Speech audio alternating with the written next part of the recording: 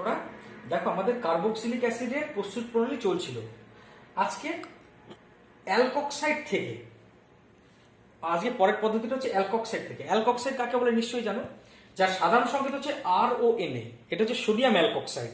তার সাথে carbon monoxide মিশিয়ে উচ্চ চাপে হিট করলে মানে তাপ দিলে প্রথমে তৈরি হয় RCOONA, মানে কোনো একটা কার্বক্সিলিক অ্যাসিডের সোডিয়াম লবণ। তাকে যদি অ্যাসিডিফাই করো তাহলে তৈরি হবে একটি কার্বক্সিলিক অ্যাসিড। একটা এক্সাম্পল দিচ্ছি, মনে করো RONA এর পরিবর্তে তোমার কাছে আছে CH3ONA, মানে সোডিয়াম মিথক্সাইড। তার সাথে CO মিশিয়েছো, চাপ দিয়েছো, তাপ দিয়েছো, তাহলে বুঝতেই পারছো এইরকমভাবে তৈরি হবে CH3COONA। তাকে যদি এবার একটু H+ এবং H2O দাও, মানে অ্যাসিডিফাই করো, তাহলে তৈরি হবে CH3COOH। এটা হচ্ছে সোডিয়াম অ্যাসিটেট, মানে অ্যাসিডিক অ্যাসিডের সোডিয়াম লবণ। তোমরা নিচে নাম লিখবে সোডিয়াম অ্যাসিটেট, একে অম্লায়িত করলে পাবো অ্যাসিটিক অ্যাসিড। দেখো এর দ্বিতীয় এক্সাম্পলটা বলছি, এটা বেশি ইম্পর্টেন্ট, কিন্তু এটা অ্যালকক্সাইড থেকে তৈরি না, এর সাথে মিল আছে বলে এখানে করিয়ে দিলাম। এখানে এর পরিবর্তে তুমি যদি NaOH নাও প্লাস CO, চাপ দাও, তাপ দাও, তাহলে দেখো তৈরি হবে HCOONA। HCOONA কেন? H তো আছেই, C দুটো O আছে, দুটো O লিখলাম, একটা Na আছে। এটা হচ্ছে ফর্মিক অ্যাসিডের সোডিয়াম লবণ, এটার নাম হচ্ছে সোডিয়াম ফরমেট। তোমরা নিচে নাম লিখবে ফর্মিক অ্যাসিডের সোডিয়াম লবণ, অর্থাৎ সোডিয়াম ফরমেট। একে যদি তুমি অ্যাসিডিফাই করো, মানে একটু H+ এবং H2O দাও, তাহলে তৈরি হবে ফর্মিক অ্যাসিড। এইভাবে কার্বক্সিলিক অ্যাসিড তৈরি করা যায়। এবার চলে আসি দ্বিতীয় পদ্ধতি, কার্বক্সিলিক অ্যাসিড তৈরি করার দ্বিতীয় পদ্ধতিটা আমি এখানে একটু লিখেছি যাতে টাইমটা একটু বাঁচে এর জন্য। এখানে কি লিখেছি দেখো, অ্যাসিড ক্লোরাইড এবং অ্যাসিড অ্যানহাইড্রাইড থেকে। অ্যাসিড ক্লোরাইডের সংকেত হচ্ছে RCOCl, অ্যাসিড অ্যানহাইড্রাইডের সংকেত হচ্ছে RCO। তাহলে এখানে লিখলাম প্রথমে RCOCl থেকে, তাকে যদি একটু H2O দাও, H2O বলতে জল, HOH লিখলাম, কেমন আমার সুবিধার জন্য, বা এটাকে এইভাবে না লিখে যদি এইভাবে লিখে তাহলে বুঝতে পারবে। একে জল দিয়েছো মানে কি দিয়েছে, H আর OH। তাহলে এইখান থেকে H এবং Cl বেরিয়ে যাবে, তাহলে পাবো দেখো RCOOH, মানে কার্বক্সিলিক অ্যাসিড। এখন পরেরটা লিখেছি দেখো অ্যাসিড অ্যানহাইড্রাইড থেকে। অ্যাসিড অ্যানহাইড্রাইডের সংকেত কি, RCO। এটা হচ্ছে অ্যাসিড, কোন একটা অ্যাসিড অ্যানহাইড্রাইডের সংকেত। এই সম্পর্কে একটু পরে ডিটেলসে বলছি। এই অ্যাসিড অ্যানহাইড্রাইডকেও তুমি যদি জল দাও, জল বলতে HOH, তাহলে একই রকম ভাবে দেখো এই পোর্শনটা অ্যাসিড তৈরি করবে, মানে দেখো এখানে পাবো RCOOH। কেন OH? RCOOH। আর আরেকটা RCOOH, কেন RCOOH, মানে আরেকটা RCOOH পাবো। এইভাবেও কিন্তু কার্বক্সিলিক অ্যাসিড তৈরি করতে পারবে। দেখো এখানে একটা নতুন প্রসঙ্গ আসলো, সেটা হচ্ছে অ্যাসিড ক্লোরাইড এবং অ্যাসিড অ্যানহাইড্রাইড। এর আগে এ সম্পর্কে খুব একটা বেশি তোমরা শোনোনি, তাই এই সম্পর্কে, এই দুটো সম্পর্কে এবার আমি প্রসঙ্গ যেহেতু আসলো ডিটেলসে বুঝিয়ে দিচ্ছি। যদিও কার্বক্সিলিক অ্যাসিড চ্যাপ্টারের সাথে বা এই কার্বক্সিলিক অ্যাসিড তৈরির সাথে কোনো সম্পর্ক নেই, তথাপি তোমরা এবার হেডিং করবে অ্যাসিড ক্লোরাইড এবং অ্যাসিড অ্যানহাইড্রাইড বলে হেডিং করো। তোমরা কথায় লিখবে, আমি লিখলাম না, সময় নিয়ে হতো তাই। অ্যাসিড ক্লোরাইড এবং অ্যাসিড অ্যানহাইড্রাইড। অ্যাসিড অ্যানহাইড্রাইড বলতে RCO। এই সম্পর্কে ডিটেলসে বলবো। সবার আগে প্রস্তুতি, দুটোকে মাঝামাঝি রেখে পড়াচ্ছে। হ্যাঁ, সবার আগে প্রস্তুতি। RCOCl কি করে তৈরি করা হয়? মনে করো আছে একটা কার্বক্সিলিক অ্যাসিড, তাকে তুমি PCl5 দিলে। PCl5 এর পরিবর্তে তুমি SOCl2ও দিতে পারতে। PCl5 দিলাম, তাহলে তৈরি হবে RCOCl। সাইড প্রোডাক্ট যা হবে আমি লিখলাম না। একইভাবে এক্সাম্পল দেওয়া যাক। এক্সাম্পল, মনে করো CH3COOH, তাকে তুমি দিলে PCl5, তাহলে তৈরি হবে CH3COCl। এটা অ্যাসিডিক অ্যাসিড থেকে পাওয়া গেছে, তাই এর নিচে নাম লিখবে অ্যাসিটাইল ক্লোরাইড। একইভাবে বেনজোইক অ্যাসিড, এটা হচ্ছে বেনজোইক অ্যাসিড, তাকে PCl5 দিলে অথবা SOCl2 দিলে একই ব্যাপার, তাহলে কিন্তু তৈরি হবে বেনজিন বলয় COCl। এটা বেনজোইক অ্যাসিড থেকে পাওয়া গেছে, তাই নিচে নামটা লিখবে বেনজোইল ক্লোরাইড, এরা সব হচ্ছে অ্যাসিড ক্লোরাইড, যার সাধারণ সংকেত হচ্ছে এটা। এখন যদি আমি একইভাবে অ্যাসিটিক অ্যানহাইড্রেট তৈরি করতে চাই, অ্যাসিড অ্যানহাইড্রেট তৈরি করতে চাই, তার উপায় কি? তাহলে এখানে লিখলাম প্রস্তুতি। অ্যাসিড অ্যানহাইড্রেট তৈরি করার উপায় শোনো। অ্যানহাইড্রেট মানে হলো জল বেরিয়ে গেলে যেটা পাই সেটাকে বলে অ্যানহাইড্রাইড। তাহলে এরকম অ্যানহাইড্রেট তৈরি করতে গেলে অ্যাকচুয়ালি লাগে হচ্ছে 2 অণু কার্বক্সিলিক অ্যাসিড। কেমন? তাকে একটা নিরোধক দিতে হয়, এখানে নিরোধক হিসেবে P2O5 দিলাম। তাহলে এইখান থেকে জলটা বেরিয়ে আসবে, এই জলটাকে P2O5 শোষণ করে নেবে এবং পাবো দেখো RCO কানেক্টেড বাই ও। কেন? এই RCO একটা, এই RCO আরেকটা, মাঝখানে এই ওটা আছে, এইটাকে বলে অ্যাসিড অ্যানহাইড্রাইড। একটা এক্সাম্পল দেওয়া যাক। দুটো এক্সাম্পল দিচ্ছি। 1 নম্বর এক্সাম্পল মনে করো অ্যাসিডিক অ্যাসিড CH3COOH, CH3COOH, এর 2 অণু আছে, তাকে তুমি দিলে মনে করো ওই একই P2O5 দিয়েছ, P2O5 জল শোষণ করবে, এই জলটাকে টেনে নিয়ে নিল, তাহলে তাকে তৈরি করবে CH3CO কানেক্টেড বাই ও, মানে এটাকে বলে অ্যাসিটিক অ্যাসিডের অ্যানহাইড্রাইড, মানে অ্যাসিটিক অ্যানহাইড্রাইড।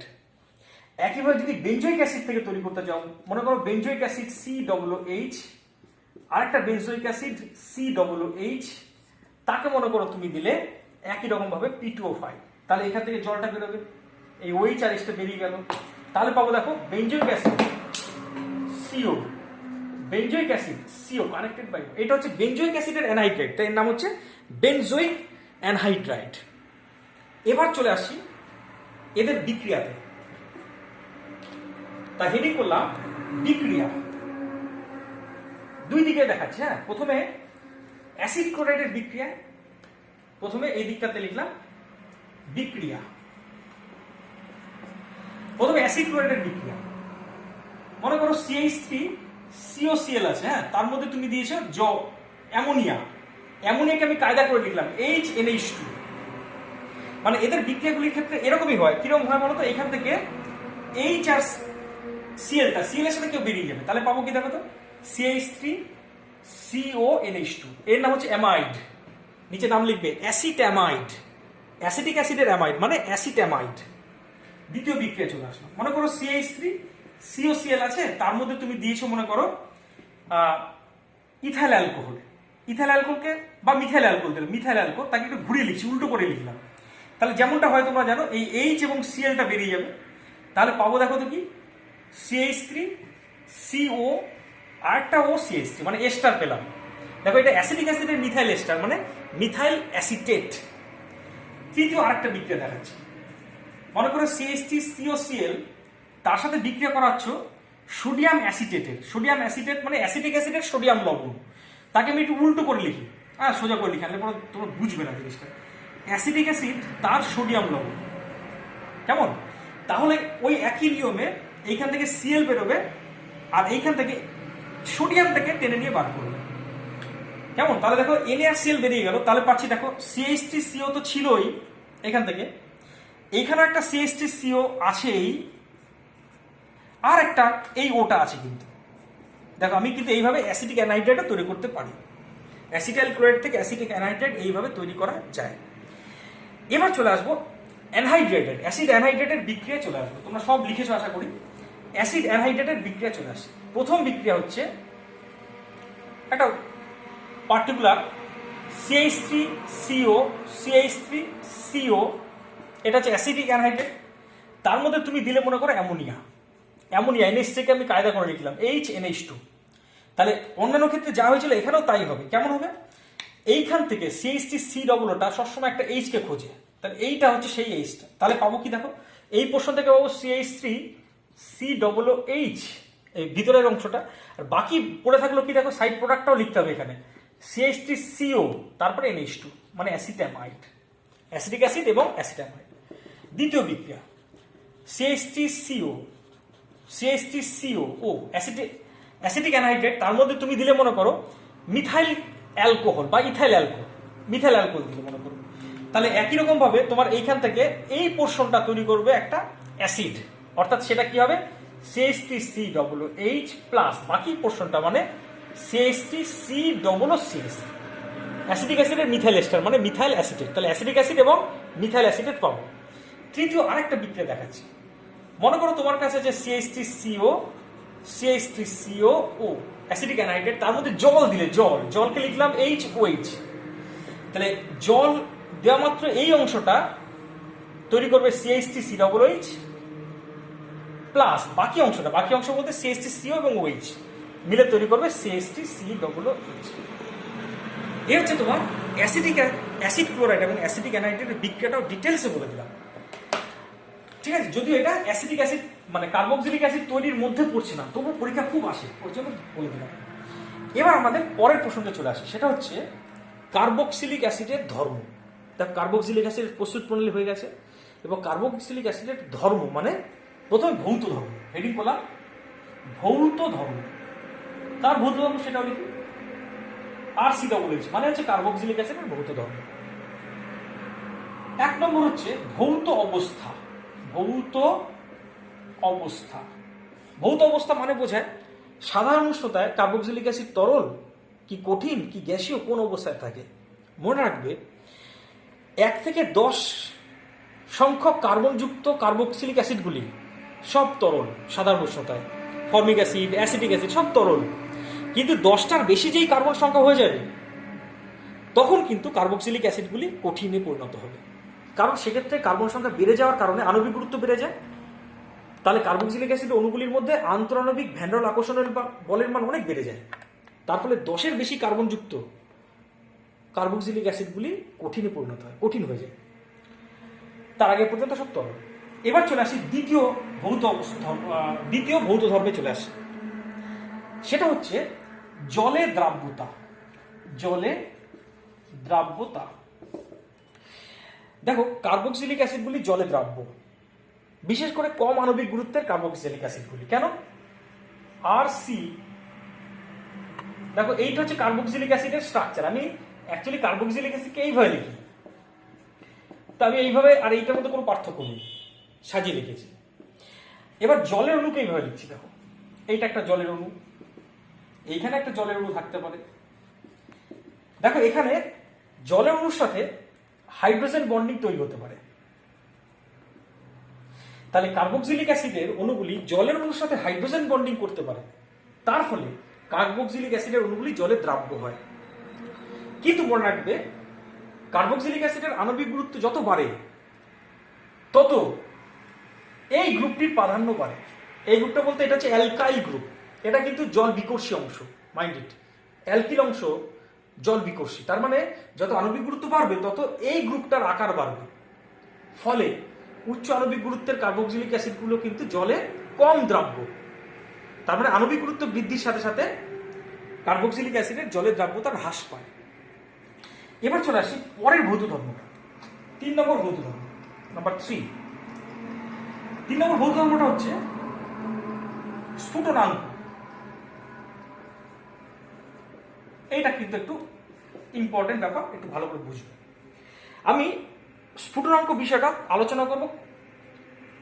তো আগে বলেছি যত কার্বক্সিলিক অ্যাসিডের আণবিক গুরুত্ব বাড়বে তত স্ফুটনাঙ্ক বাড়বে, এটা সাধারণ ব্যাপার।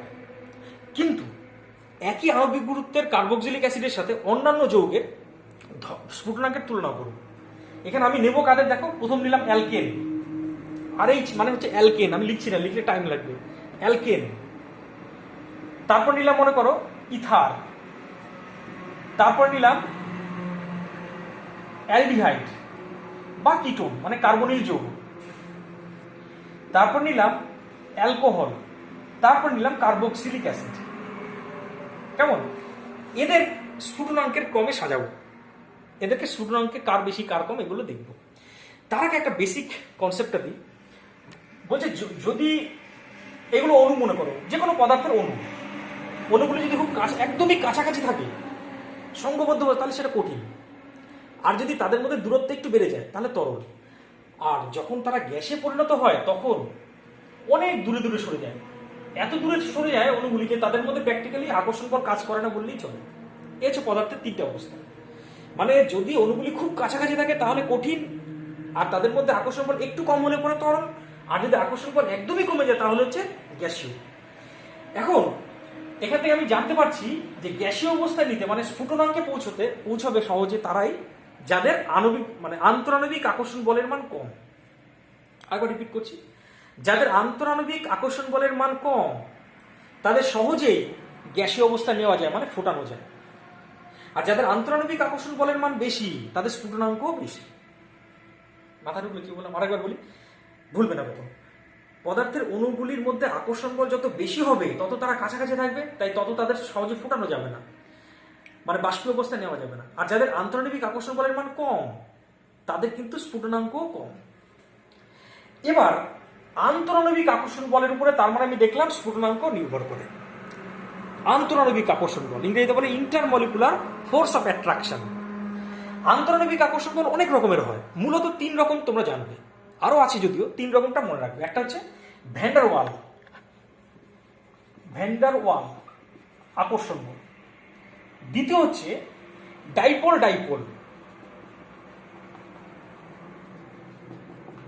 আকর্ষণ বল, আর 3 নম্বর হলো আন্তরাণবিক হাইড্রোজেন বন্ধন।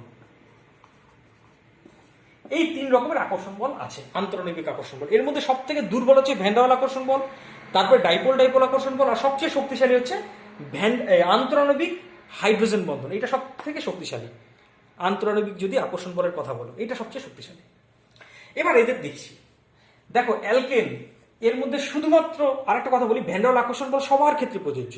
ভ্যান ডার ওয়াল যদি অণুর অস্তিত্ব থাকে তার মানে মনে রাখবে এইটা থাকবে, ভ্যান ডার ওয়াল আকর্ষণ বল সবার মধ্যে থাকে।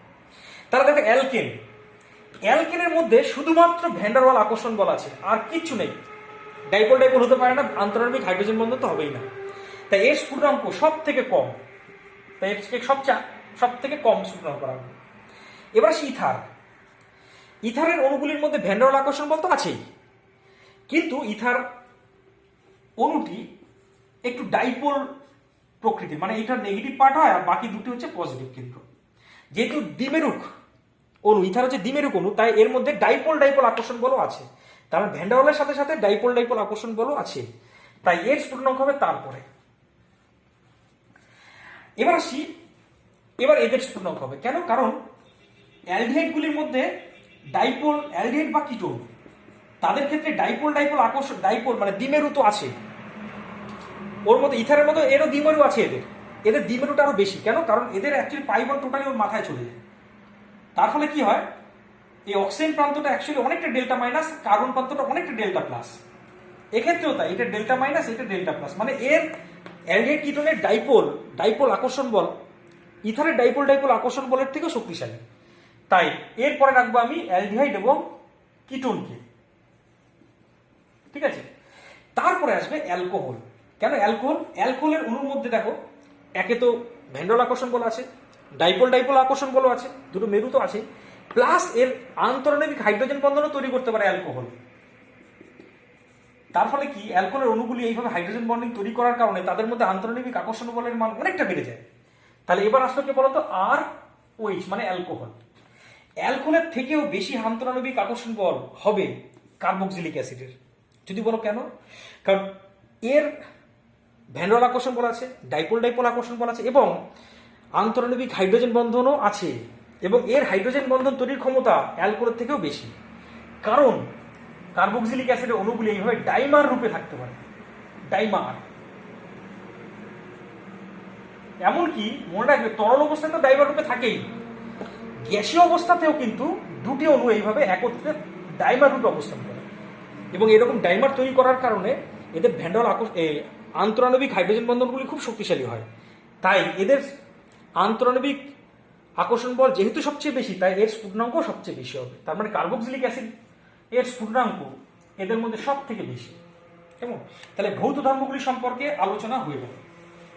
এবার আসছি কার্বক্সিলিক অ্যাসিডের অ্যাসিড ধর্ম। তাহলে হেডিং করলাম কার্বক্সিলিক অ্যাসিডের আম্লিক ধর্ম, আম্লিক চরিত্র। দেখো আমি একটা কথা বলি, কার্বক্সিলিক অ্যাসিডকে আমি এইভাবে লিখলাম RC≡OH। এটা হচ্ছে কার্বক্সিলিক অ্যাসিড। এ অ্যাসিড কেন? কারণ এ একটা H+ কে ছাড়ে। কি করে ছাড়ে? এই যে ওএইচ বন্ধন এর যে দুটো ইলেকট্রন পুরোপুরি ও এর মাথায় চলে আসতে পারে। যদি পুরোপুরি ও এর মাথায় চলে আসে তখন কিন্তু এটা তৈরি হয় কি দেখো, আর সি ডবল বন্ড ও ও মাইনাস। ও মাইনাস কেন? কারণ বন্ডটা তো খুলে ওই মাথায় চলে আসে, তখন এই হাইড্রোজেনটা এইচ প্লাস রূপে মুক্তি পায়। কেমন? তাহলে এইটা হচ্ছে এইচ প্লাস রূপে মুক্তি পায়। যেহেতু এই অণুটা এইচ প্লাস আয়ন তৈরি করলো, তাই আমি একে বলবো অ্যাসিড। এখন এইচ প্লাস ছাড়ার পরে আমি যেটাকে পেলাম, যে অ্যানায়নটাকে পেলাম, এটাকে বলে কনজুগেট বেস। কনজুগেট বেস সংক্ষেপে সিবি, আর বাংলায় বলে অনুবন্ধী ক্ষারক। কেমন? তাহলে কি পেলাম দেখো, আমি আরেকবার রিপিট করছি। যে কোনো কার্বক্সিলিক অ্যাসিড একটা এইচ প্লাস ছাড়ার পরে যে অ্যানায়ন তৈরি করে তাকে বলে কনজুগেট বেস। এবার নিয়ম হচ্ছে, সব ক্ষেত্রে এই নিয়মটা মাথায় ঢুকে রাখবে, জানো তোমরা ক্লাস 11-এ পড়েছি, কনজুগেট বেস যত স্থায়ী হয় তত অ্যাসিডটি শক্তিশালী হয়। দেখো এই যে কনজুগেট বেসটা পেলাম, এ কিন্তু রেজোনেন্সের সাহায্যে এ দেখো রেজোনেন্সের সাহায্যে এই নেগেটিভ চার্জে ডিলোকালাইজেশন ঘটায়। কিভাবে দেখো, আর সি ও মাইনাস ডবল বন্ড ও, এই যে নেগেটিভ চার্জে ডিলোকালাইজেশন ঘটালো রেজোনেন্সের সাহায্যে, ফলে এই কনজুগেট বেসটি যথেষ্ট স্থায়ী। এবং এ যেহেতু স্থায়ী, এর আর এইচ প্লাসের সাথে যুক্ত হওয়ার সেরকম একটা প্রবণতা থাকে না।